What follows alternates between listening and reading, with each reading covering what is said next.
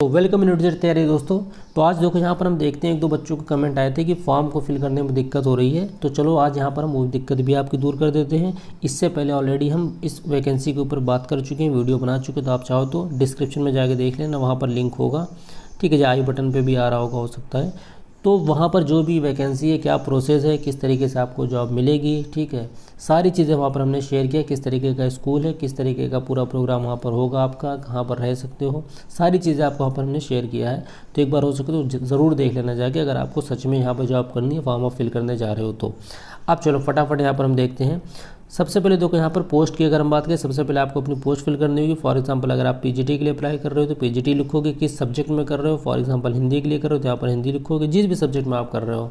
उसके बाद यहाँ पर आपको अपनी फ़ोटो अटैच करना होगा। फ़ोटो आपकी पासपोर्ट साइज़ होनी चाहिए, प्लस थोड़ा ध्यान रखना कि लेटेस्ट हो, ज़्यादा पुरानी ना हो, और बैकग्राउंड वगैरह थोड़ा अच्छा रखा करो फ़ोटो का, वाइट या स्काई ब्लू भी चल जाता है ना। तो इन सब चीज़ को थोड़ा अच्छा से ध्यान देना किसी भी एग्ज़ाम के फॉर्म फिल करने के लिए। उसके बाद अगर बात करें यहाँ पर हम, तो देखो जनरल इन्फॉर्मेशन आपको फिल करनी है, ठीक है। नेम आपको ब्लॉक लेटर्स में लिखना। फॉर एग्जांपल अगर हम लिखेंगे हैदर तो HAID, ठीक है, ER, तो इस तरीके से आपको कैपिटल में लिखना है। उसके बाद फिर आपको यहाँ पर हिंदी में भी उसी नेम को फिल करना है। आप बाकी चीज़ें आप चाहे इंग्लिश में फिल कर सकते हो, जैसे मदर्स नेम यहाँ पर, फिर आप फादर्स नेम फिल करना। स्पाउस नेम में हस्बैंड या वाइफ जो भी होंगी आपकी, उनका नाम लिखना होगा। डेट ऑफ बर्थ, एज आपको यहाँ मेंशन करनी होगी। फिर आपको जेंडर मेल या फीमेल। उसके बाद हम बात करें तो मैरिटल स्टेटस में मैरिड या अनमैरिड आपको फिल करना होगा। फिर आता है आपका नेशनैलिटी, इंडियन यहाँ पर लिखना होगा। उसके बाद आपका अगर किसी अदर डिपार्टमेंट में आप सर्विस कर रहे हो करंट में, या तो यहाँ पर आपको वो मेंशन करना पड़ेगा। उसके बाद किस पोस्ट पर हो, ठीक है, तो वो भी आपको मेंशन करना होगा। फॉर एग्जांपल असिस्टेंट प्रोफेसर हो, या फिर आप पीजीटी पोस्ट पर हो, किस पर हो, वो चीज़ आपको यहाँ पर मेंशन करना होगा। उसके बाद आपको अपनी कैटेगरी यहाँ पर फिल करनी है, जनरल, SC ST OBC जो भी है। एड्रेस आपको यहाँ पर देखो, एड्रेस में थोड़ा अच्छे से समझ लेना इस चीज़ को।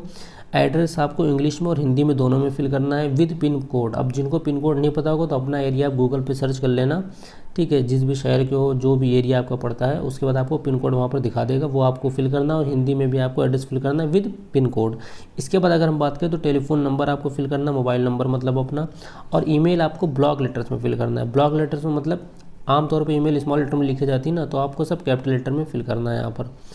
इसके बाद अगर देखो यहाँ पर हम बात करते हैं एकेडमिक क्वालिफिकेशन, तो बहुत ध्यान से समझना। हाई स्कूल का आपका कौन सा बोर्ड था, ICSE या CBSE, वो मेंशन करना। फिर अपने कॉलेज का नाम, फिर year of passing, percentage marks, division और सब्जेक्ट, जो भी सब्जेक्ट थे पूरे सब्जेक्ट यहाँ पर आप लिख देना।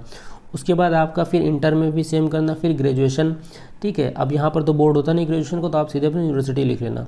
उसके बाद ईयर ऑफ पासिंग, परसेंटेज और किस किस सब्जेक्ट में किया था, ठीक है। तीनों सब्जेक्ट मेंशन कर देना है यहाँ पर, ज़रूरी नहीं जो लास्ट में बचा बस उसको मेंशन करो। PG में भी आप सेम इसी तरीके से करिएगा।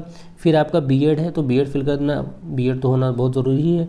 MAd अगर आपका है, ऑप्शनल है, अगर होगा तो फिल करना, वरना कोई बात नहीं। बाकी अगर आपका नेट स्लेट गेट जो भी निकला है वो आप फिल कर सकते हो। कोई अदर एग्ज़ाम, फॉर एग्जांपल जिनका सीटेट क्लियर है, ठीक है, या फिर आप कोई भी एग्ज़ाम दियो तो कर देना, थोड़ा इंप्रेशन भी अच्छा जाता है और प्रेफरेंस भी मिल जाता है आपका, क्योंकि ये इंटरव्यू के बेस पर होना है, तो ये सब चीज़ें थोड़ा मायने रखती हैं। इसके बाद अगर हम बात करें, अगर आपके पास कोई रिसर्च डिग्री वगैरह है, ठीक है, PhD MPhil ये सब किया, तो आपको यहाँ पर वो भी मेंशन करना होगा।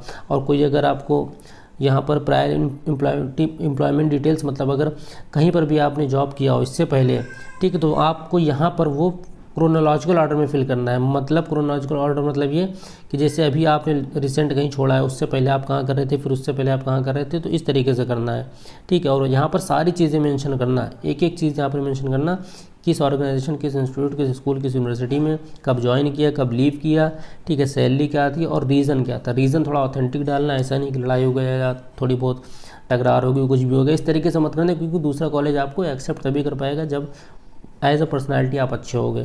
तो यहाँ पर थोड़ा सॉलिड रीज़न डालना है कि कोई स्टडी कर रहे थे या कोई फैमिली में ट्रेजिडी हो गई थी इस वजह से, तो ऐसा जो थोड़ा बहुत उनको जेन्युइन लगे। चलो अब यहाँ पर देखें, हम बात करते हैं टीचिंग एक्सपीरियंस। आपको यहाँ पर देखो, अगर आपका PG है तो कितने साल तक आपने यहाँ पर पढ़ाया है, UG में मतलब आपने कितने साल तक पढ़ाया है, ये सब चीज़ आपको मेंशन करना होगा। फील्ड ऑफ स्पेशलाइजेशन, मतलब अगर कोई आपकी स्पेशल फील्ड है, कोई स्पेशलिटी है, तो यहाँ पर आप वो ज़रूर मेंशन कर देना। उसके बाद देखो ओरिएंटेशन, रिफ्रेशर कोर्स, अगर आपने मान लो कोई ओरिएंटेशन प्रोग्राम अटेंड किया कुछ भी, ठीक है, तो यहाँ पर आपको सब मेंशन करना है, ठीक है, कहाँ पर था, कौन सा स्कूल था, कब तक किया, ठीक है, किस एजेंसी ने उसको स्पॉन्सर किया था। अब ये सब चीज़ें देखो थोड़ा एडिशनल चीज़ें हैं, अगर की हो तो ठीक, वरना कोई बात नहीं, मेन चीज़ें भी आपकी फिल हो चुकी हैं। इसके बाद यहाँ पर देखो सेमिनार और ये सब भी अगर आपने कोई पेपर प्रेजेंट किया है कुछ भी, तो उन सब चीज़ों को भी आपको यहाँ पर मेंशन करना होगा। उसके बाद वो पेपर पब्लिश हुआ था कोई न्यूज़पेपर में, किसी कॉन्फ्रेंस में आपने अटेंड किया, कोई किसी भी अखबार में निकला कुछ भी, तो उन सब चीज़ों को यहाँ पर आपको मेंशन कर देना है और पब्लिश्ड बाय किसके द्वारा पब्लिश किया गया था, ये सब चीज़ें। अब देखो यहाँ पर अगर एनी अदर रिलेवेंट इन्फॉर्मेशन, अगर और भी कोई चीज़ें रह गई हों, ठीक है, जो यहाँ पर मेंशन नहीं और आप बताना चाहते हो, तो उन सब चीज़ों को आप यहाँ पर फिल कर सकते हो। और अगर मान लो कोई जगह भी, किसी भी जगह पर कोई जगह कम पड़ेगी, तो आप पेज अलग से ऐड कर सकते हो, ठीक है, क्योंकि ये बाय पोस्ट जाएगा, तो आप पर्टिकुलर इस पेज के पीछे आप स्टेपल करके ऐड कर देना।